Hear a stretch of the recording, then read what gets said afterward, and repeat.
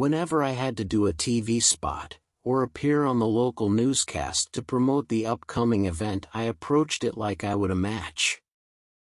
I'd show up at the venue, and ask the local talent to come with me to the bathroom to talk about the business. A lot of the local talent maybe didn't know how things worked in the business, so I always did my best to talk them through the spots, and the type of story I wanted to tell.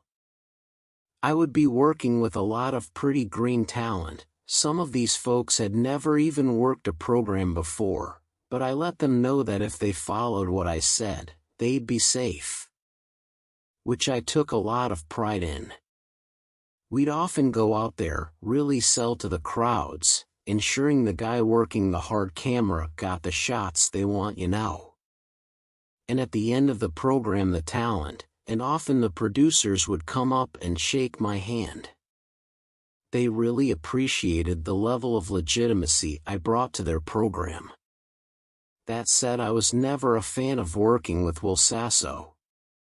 Will embodied a lot of people from British Columbia, where they think they're maybe a lot more talented than they really are. I mean, it's a bit of Canadian knowledge that people from British Columbia like to think their shit doesn't stink. Which I mean, being from Alberta, we had to put up with constantly, Sometimes you'd be in Banff or Jasper going skiing, and there'd always be some family from B.C spouting off about their province. As an Albertan, you kinda learn to put up with it, but it always grates you the wrong way. As my dad Stu used to say, people from BC only matter in BC, which is sort of an old school shooter's way of saying that their attitude wasn't popular outside of their own province. I mean, they're sort of the Triple H of Canadian provinces.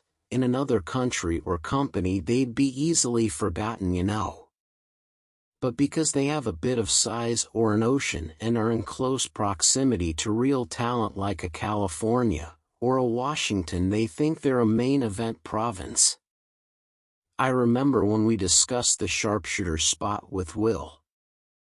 I explained how I'd flip him over and he really need to turn intentionally so I wouldn't torque his knee.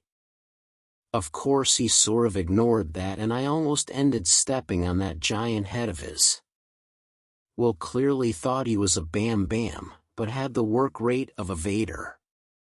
After the show he apologized, which was something you don't get often from people from the coast. But it just showed how you can never expect anyone from that province to listen to you the first time,